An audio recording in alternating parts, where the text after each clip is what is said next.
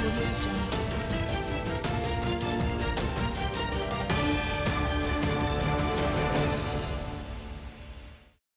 Hello everyone, I'm Sejal and welcome back to another episode of Daily Market Rundown जहां पर हम discuss करते हैं all the important news and events that has happened in the market today. तो सबसे पहले हम बात करेंगे आज about the prices of gold and silver and हमने देखा कि आज एक बार फिर से जो गोल्ड और सिल्वर के प्राइसेस थे उन्होंने अपने ऑल टाइम हाई पे वापस से हिट किया एंड ये सब कुछ हुआ बिकॉज ग्लोबल अनसर्टेनिटी है, एक एक्सपेक्टेड रेट कट की एक्सपेक्टेशंस हैं. तो हम इसके बारे में डिस्कस करेंगे कि ये सब कुछ क्यों हो रहा है एंड आगे क्या एक्सपेक्टेशंस हैं मार्केट से.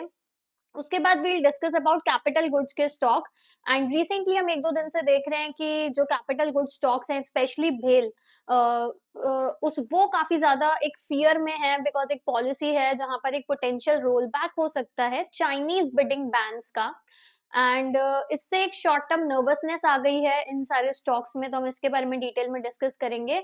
उसके बाद we will discuss about reality stocks. तो जितने भी रियलिटी स्टॉक्स हैं वो काफी ज्यादा गिरे हैं एंड ये सब कुछ हमें देखने को मिला almost DLF, Godrej property, Prestige, signature global सब में. तो क्या ये एक सेक्टर वाइज वीकनेस है या फिर कंपनी स्पेसिफिक करेक्शन हम एक्सपेक्ट कर सकते हैं, इसके बारे में डिस्कस करेंगे. उसके बाद we'll see the earnings of two companies जहां पर एक कंपनी आईआरईडीए ने काफी अच्छा परफॉर्मेंस दिया है, वहीं तेजस नेटवर्क्स काफी ज्यादा गिरी है because of that's negative performance.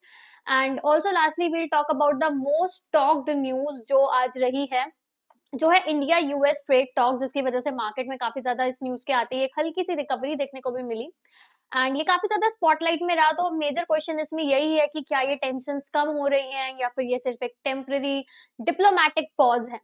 तो इन सबको हम डिटेल में डिस्कस करेंगे एंड सबसे पहले स्टार्ट करते हैं with the news of gold and silver. तो आज ग्लोबल मार्केट्स में एक रिस्क अवर्जन हमें क्लियरली दिखा एंड सबसे बड़ा इसमें जो हमें बढ़त दिखी वो गोल्ड और सिल्वर में, कि दोनों ही मेटल्स ने अपने ऑल टाइम हाई पे हिट किया एंड जो मार्केट के नर्वस मूड को परफेक्टली रिफ्लेक्ट करते हैं. अगर हम एमसीएक्स पे देखें तो गोल्ड के फेब फ्यूचर्स 2000 रुपीज तक ऊपर बढ़े एंड इट हिट 1,41,000 पर 10 ग्राम्स के ऊपर. सिल्वर के मार्च फ्यूचर्स 10,000 प्लस रुपीज तक जंप करे एंड इट हिट 2,63,996 पर किलोग्राम. एंड ये सिर्फ कोई प्राइस रैली नहीं है, हम ये क्लियरली देख सकते हैं कि ये जो मूव है ये प्रॉपरली फियर ड्रिवन मूव है. अब इस रैली के पीछे अगर हम रियल रीजंस देखें तो सबसे पहले तो जो ग्लोबल अनसर्टेनिटी है उसकी वजह से सेफ हेवन बाइंग काफी ज्यादा हो रही है, क्योंकि जियोपॉलिटिकल टेंशंस हैं, ट्रेड पॉलिसी रिस्क है, इक्विटी मार्केट्स में इतनी ज्यादा वोलेटिलिटी है और जब इतनी अनसर्टेनिटी बढ़ जाती है तो इन्वेस्टर्स रिस्क एसेट से निकालकर गोल्ड सिल्वर में अपने फंड्स को पार्क डाउन कर देते हैं. सेकेंडली एक रेट कट की भी एक्सपेक्टेशन है, क्योंकि यूएस इंटरेस्ट रेट कट्स होने की एक स्ट्रॉन्ग एक्सपेक्टेशन है एंड अगर वो कम होते हैं इसका मतलब कि बॉन्ड्स कम अट्रैक्टिव हो जाएंगे एंड जो नॉन यील्डिंग एसेट्स हैं गोल्ड और सिल्वर वो ज्यादा अट्रैक्टिव हो जाएंगे. ऑल्सो हम देख रहे हैं कि इतना ज्यादा जियोपॉलिटिकल टेंशन है, वोलेटिलिटी है, तो ये एक बहुत ही टॉक्सिक कॉम्बो है जो कि इन सब चीजों में बाइंग बढ़ाता है. जैसे हम देख रहे हैं रशिया यूक्रेन का भी जो चल रहा है, also trade war is going on, policy की अनप्रिडिक्टेबिलिटी इतनी ज्यादा है जिसकी वजह से कैपिटल प्रिजर्वेशन का मोड ऑन हो चुका है. एंड अगर हम ट्रेडर्स और इन्वेस्टर्स के लिए इसका मतलब देखें तो प्रेशियस मेटल्स में एक तो वोलेटिलिटी काफी ज्यादा रहेगी, ट्रेडर्स अपने की सपोर्ट रेजिस्टेंस लेवल पे फोकस कर रहे हैं एंड लॉन्ग टर्म इन्वेस्टर्स के लिए गोल्ड और सिल्वर एक हेज का काम कर रहे हैं, एक बेसिकली पोर्टफोलियो के प्रोटेक्शन का एक टूल बन चुका है. डोमेस्टिक प्राइसेस की अगर हम बात करें तो वो भी ग्लोबल ट्रेंड को काफी क्लोजली फॉलो कर रहे हैं. स्ट्रॉन्ग इन्फ्लोज और मैक्रो अनसर्टेनिटी के चलते बेसिकली जो गोल्ड और सिल्वर का रैली है वो सिर्फ अब कोई डिमांड स्टोरी नहीं है, अब एक ग्लोबल एंजाइटी का रिफ्लेक्शन हो चुका है, जहां पर हम देख रहे हैं कि जियोपॉलिटिकल रिस्क बढ़ रहा है, there is expected monetary easing, fight to safety. तो जब तक कोई भी ग्लोबल टेंशन ईज डाउन नहीं होती, कोई भी पॉलिसी क्लैरिटी नहीं आती, प्रेशियस मेटल्स काफी ज्यादा स्ट्रॉन्ग रहेंगे, क्योंकि अभी मार्केट्स जो है वो बेसिकली सर्वाइवल और प्रोटेक्शन के अराउंड ट्रेड होते हुए हमें दिख रही है मार्केट में. सेकंड हम बात करें कैपिटल स्टॉक्स के बारे में, स्पेशली बीएचईएल के बारे में, तो पिछले कुछ सेशंस में कैपिटल गुड्स स्पेस में काफी ज्यादा वोलेटिलिटी देखने को मिली है एंड इसमें लीड किया है सेल ऑफ को भेल ने.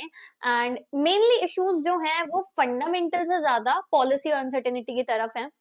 भेल पे सबसे ज्यादा प्रेशर हमें देखने को मिल रहा है, एक सेशन में अराउंड 6% तक फॉल किया, पिछले दो सेशन में 14% ऑलरेडी वो फॉल कर चुका है. तो क्लियर साइन है कि मार्केट बहुत ज्यादा नर्वस है। अब इसके पीछे का मेजर रीजन है कि मीडिया रिपोर्ट के अकॉर्डिंग जो फाइनेंस मिनिस्ट्री है वो चाइनीज कंपनीज पर जो 2020 से लगा हुआ एक 5 ईयर बाइंडिंग बैन था उसको रिमूव करने पर एक थॉट प्रोसेस चल रहा है। अगर ये बैन हो जाता है, अगर ये बैन बॉर्डर टेंशंस के बाद लगाया गया था एंड इससे Chinese firm 700 to 750 billion dollar के गवर्नमेंट टेंडर से बाहर कर दिया गया था। पर अब अगर ये रिवर्सल की बात आएगी तो इन्वेस्टर्स के लिए बहुत ज्यादा एक वरिंग सिचुएशन हो जाएगी। सिर्फ भेल ही नहीं, पूरा सेक्टर हिल चुका है ऑलरेडी पॉलिसी फियर के इम्पैक्ट की वजह से।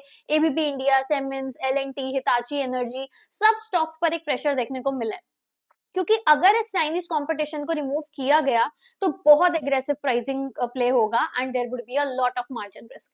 इन्वेस्टर्स को एग्जैक्टली इसी बात का डर है कि भेल जैसे डोमेस्टिक प्लेयर्स जो पॉलिसी प्रोटेक्शन से काफी ज्यादा बेनिफिट उठाते हैं एंड लार्ज गवर्नमेंट ऑर्डर्स इनको मिलते हैं, वो भी बहुत ही लिमिटेड कंपटीशन के साथ, तो अगर ऐसा कुछ होता है तो बहुत ज्यादा प्राइस वॉर होगा, there would be margin compression, pricing power बहुत ज्यादा रिड्यूस हो जाएगी। लेकिन सब एक्सपर्ट्स के अकॉर्डिंग ये पूरी तरीके से बेयरिश नहीं होगा। अगर हम कुछ एनालिस्ट का देखें तो उनका ये कहना है कि रिस्ट्रिक्शंस अगर ईज डाउन होते हैं तो इनपुट कॉस्ट कम हो सकती है, प्रोजेक्ट एग्जीक्यूशन फास्ट हो सकता है और गवर्नमेंट और ज्यादा सेंसिटिव और स्ट्रैटेजिक सेगमेंट्स को अभी भी प्रोटेक्ट कर रही है। मतलब कि जो इम्पैक्ट होगा वो बहुत ज्यादा सिलेक्टिव और लिमिटेड होगा।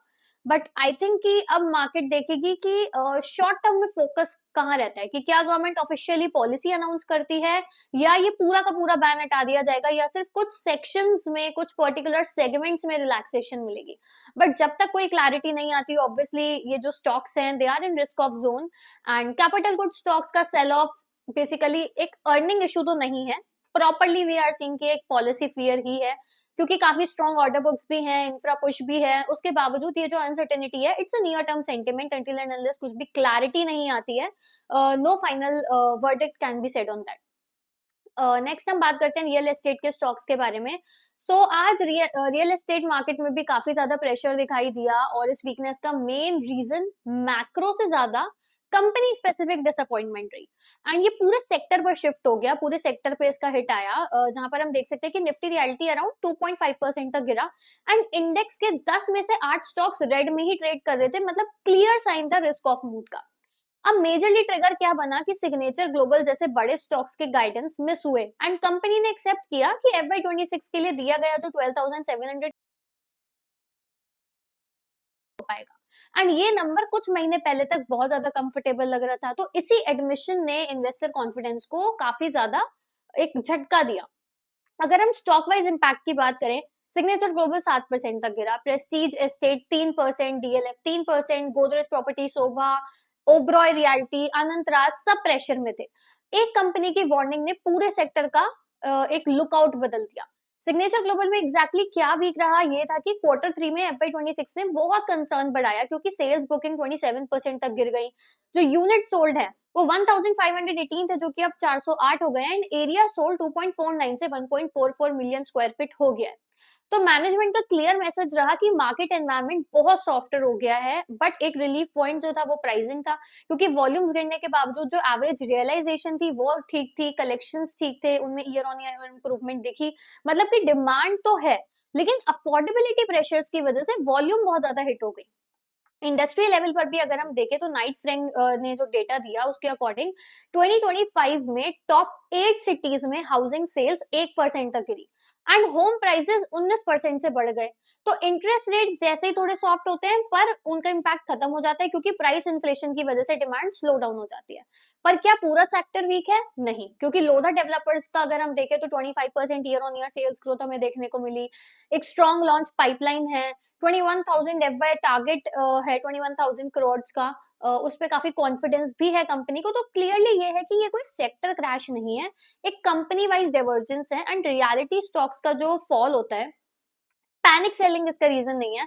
रियलिटी चेक अगर हम देखें तो कुछ सेगमेंट्स में डिमांड स्लो डाउन हो रही है, ऑल्सो अगर कोई गाइडेंस मिस जैसा होता है कॉन्सेप्ट तो वो काफी ज्यादा सेंटिमेंट को हर्ट करता है एंड ऑब्वियसली वो हम क्लियरली देख सकते हैं कि प्राइस बढ़ने की वजह से वॉल्यूम्स तो इम्पैक्ट हो ही रही है। तो अभी काफी ज्यादा हमें हो सकता है कि वोलेटिलिटी देखने को मिले नियर टर्म में। एग्जीक्यूशन और बैलेंस शीट सबसे ज्यादा इंपॉर्टेंट होंगे एंड सब रियल एस्टेट स्टॉक्स एक जैसे ट्रीट नहीं करेंगे तो ज्यादा बेटर होगा। उसके बाद बात करते हैं आज के कुछ अर्निंग्स न्यूज़ के बारे में, जहाँ पर हम 2 स्टॉक्स के बारे में बात करेंगे एंड जिनके बिल्कुल ही ऑपोज़िट रिजल्ट्स आए हैं। एंड सबसे पहले हम बात करते हैं IREDA के। काफ़ी स्ट्रॉन्ग ग्रोथ रही, शेयर्स अराउंड 4% तक जंप किए। 2 दिन का जो लॉस स्ट्रीक था उसे ब्रेक किया। नेट प्रॉफिट 37% बढ़ा, revenue 25%, loan book 28% and net worth 38%। Minor problem थी कि नेट एनपीएस थोड़े से बढ़े, जो कि 1.5% थे, अब वो 1.68% हो गए।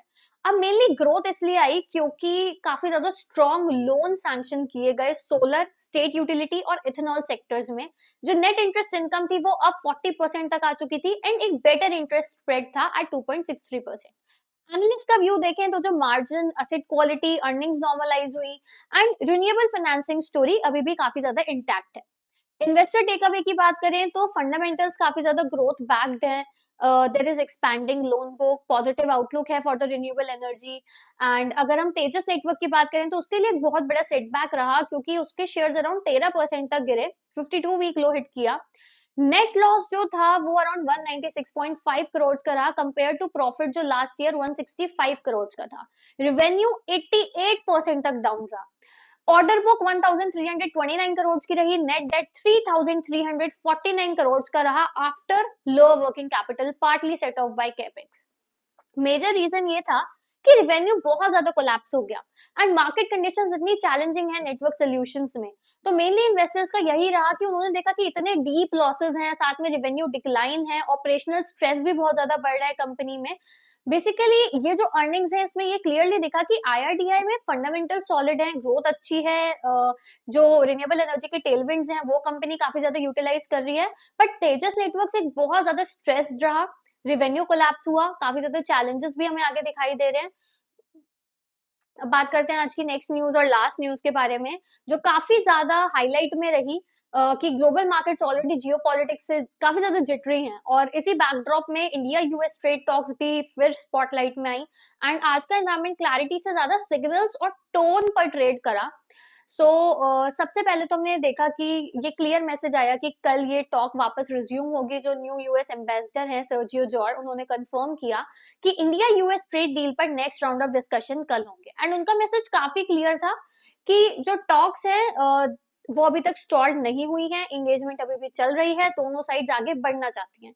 और इस स्टेटमेंट से नियर टर्म डीएस्केलेशन होप्स को थोड़ा सपोर्ट मिला।